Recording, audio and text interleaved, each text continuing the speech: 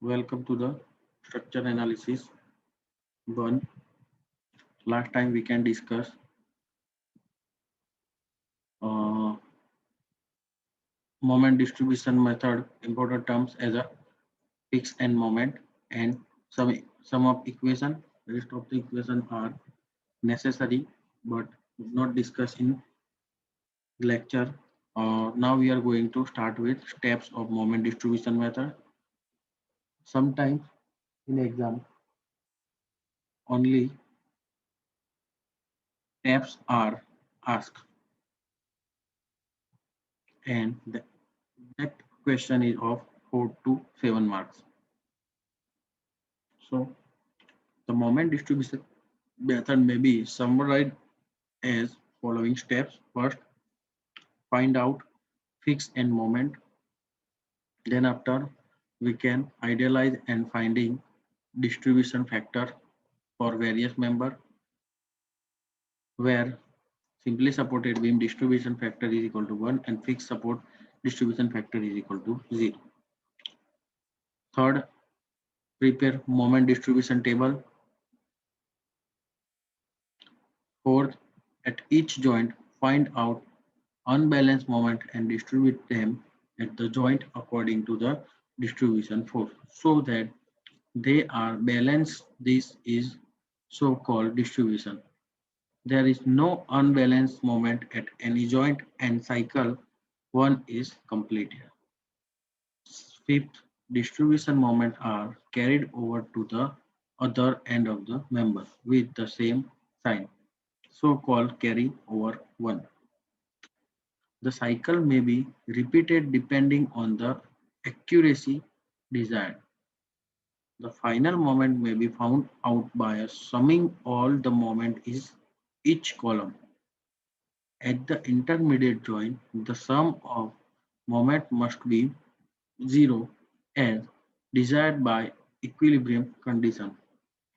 At internal joint, sum of distribution factor will taken as a 1.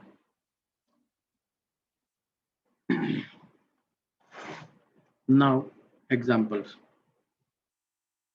Example 1. We can see a continuous beam with a three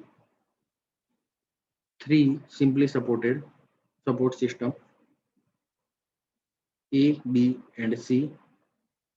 Beam AB loaded with 40 kilonewton, point load at middle, and in beam 2, 20 kilonewton UDL overall the beam. હવે આપણે આ બે beam છે એના વચ્ચેથી ભાગ કરી દેવાના અને બંને બીમને સેપરેટલી ફિક્સ હોય એ રીતે એઝ્યુમ કરી એની ફિક્સ એન્ડ મોમેન્ટ લઈ લેવાનું. અહીંયા કોઈ ફિક્સિટી નથી આપેલી. ફિક્સ એન્ડ મોમેન્ટના એ જ નિયમ છે, કોઈ પણ બીમને ફિક્સ કરી એને સેપરેટલી ફિક્સ એન્ડ મોમેન્ટ કાઢી લેવાની. First MFAB simply support fixed beam with middle point load જે ઇક્વેશન છે WL/8 એનો ઉપયોગ કરી એની મોમેન્ટ આપણને મળશે -20, પોઝિટિવની 20.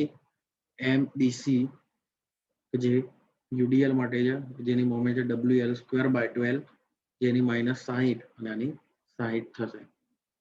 નાઉ ડિસ્ટ્રીબ્યુશન ફેક્ટર. તો ડિસ્ટ્રીબ્યુશન ફેક્ટર જોવા માટે પોઈન્ટ B, A અને C. B પોઈન્ટ મિડલમાં છે, A પોઈન્ટ એટલા માટે B ફર્સ્ટ લઈ લીધો, A અને B. હવે ફર્સ્ટ જઈએ B થી A. B થી A જઈએ તો આ ફિક્સ એન્ડ એઝ્યુમ કરવાનો, એટલે B થી A જઈએ તો સિમ્પલી સપોર્ટેડ એન્ડ હોય એટલે 3EI/4 બરાબર. એ જ રીતે B થી C જઈએ તો A 3EI પણ આ 2 છે એટલે એના 2I/L. L આપણને આપેલો છે 6 એટલે એના પરથી આપણને મળી જશે એની વેલ્યુ બરાબર. A અને C સિમ્પલી સપોર્ટેડ બીમ હોવાથી એનું ડિસ્ટ્રીબ્યુશન ફેક્ટર 0 થશે. Sorry, distribution factor as a 1 થશે. ફિક્સ હોય તો 0 થાય. તો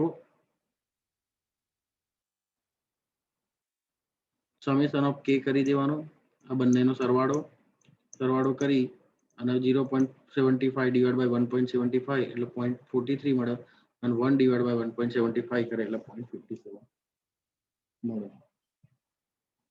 બરાબર. નાવ મોમેન્ટ ડિસ્ટ્રીબ્યુશન.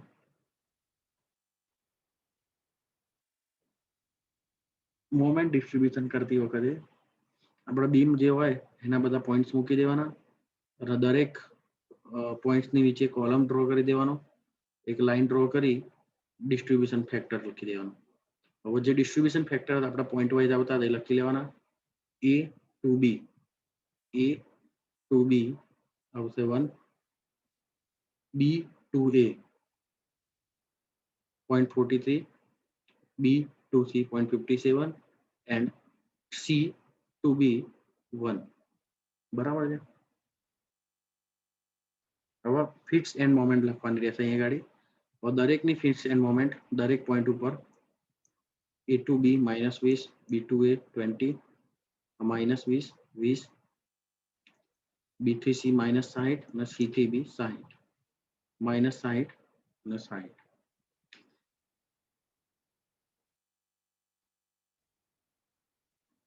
હવે આ જે મોમેન્ટ હોય balance a and c and carry over to b. આને બેલેન્સ કરવા માટે આપણે આની જે સાઈન હોય એને ઊંધી કરી અહીં મૂકવાની, આની સાઈન હોય એને ઓપોઝ કરી એ મૂકવાની. તો આના જે હાફ થાય એ સેન્ટરમાં જતું રહે એટલે અહીંયા એડ થાય. હવે એક નવો કોલમ બનાવવાનો, નવો રો બનાવવાનો.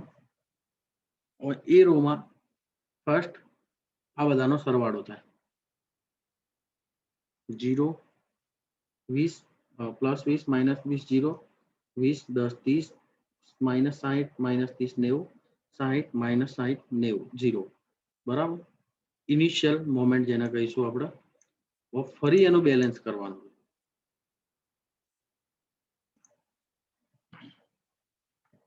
અહીંયા આપણને ઇનિશિયલ મોમેન્ટ મળી ગઈ છે. હવે આ પોર્શનને આપણે ભૂલી જવાનું, આ મિડલ પોર્શન. આ પોર્શન અને આ પોર્શનમાં આપણે સ્ટે કરવાનું. મોમેન્ટ ડિસ્ટ્રીબ્યુશન ડાયાગ્રામમાં બેલેન્સિંગ માટેનું ઇક્વેશન છે this side minus this side minus this side into આ ડિસ્ટ્રીબ્યુશન ફેક્ટર કરીએ એટલે આપણને આ વેલ્યુ મળે અને સેમ પ્રોસેસથી આના જોડે ઇન્ટુ કરીએ એટલે આ મળી જાય. ઓકે, ચલો આપણે જોઈએ. હવે -30 -+90 is equal to 60 divided by 0.43.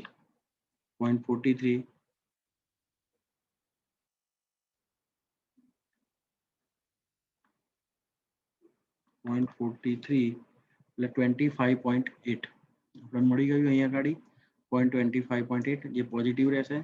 એ જ રીતે 60 into 0.57 કરીએ એટલે 34.2 થઈ ગયું.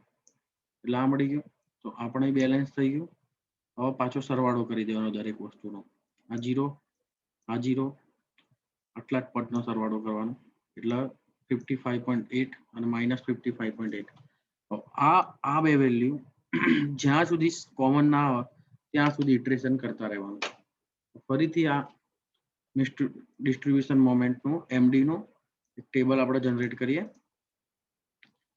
આ એક્ઝામ્પલ સિમ્પલી સપોર્ટેડ માટેનો છે એટલા માટે આ મેથડનો યુઝ થાય છે.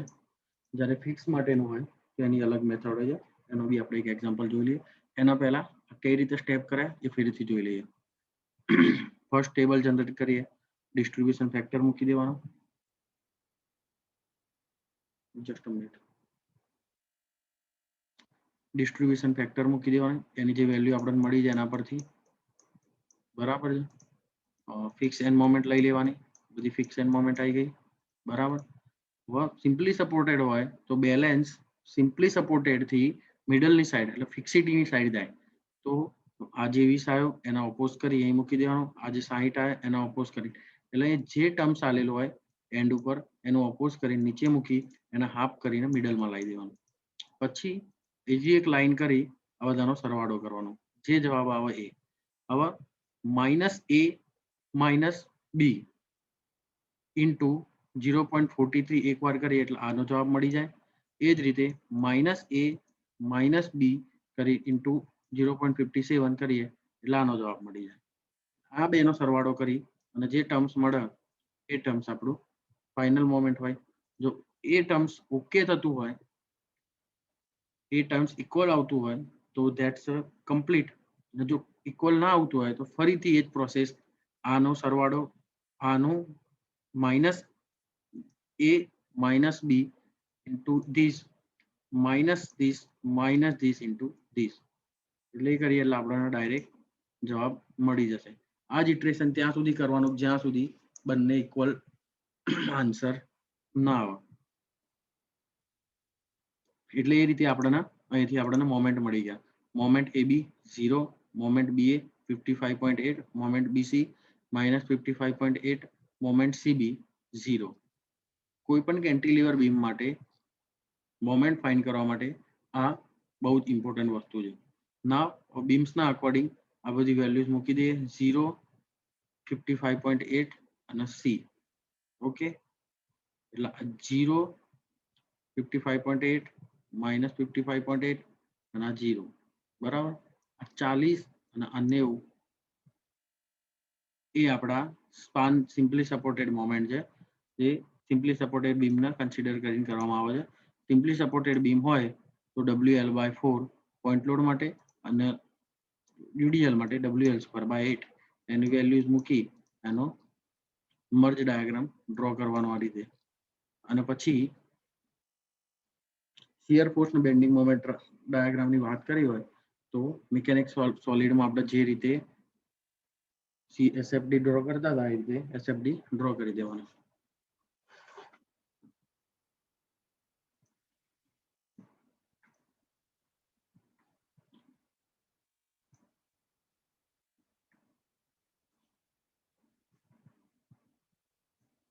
નાવ નેક્સ્ટ એક્ઝામ્પલ આપણે નેક્સ્ટ લેક્ચરમાં જોઈએ.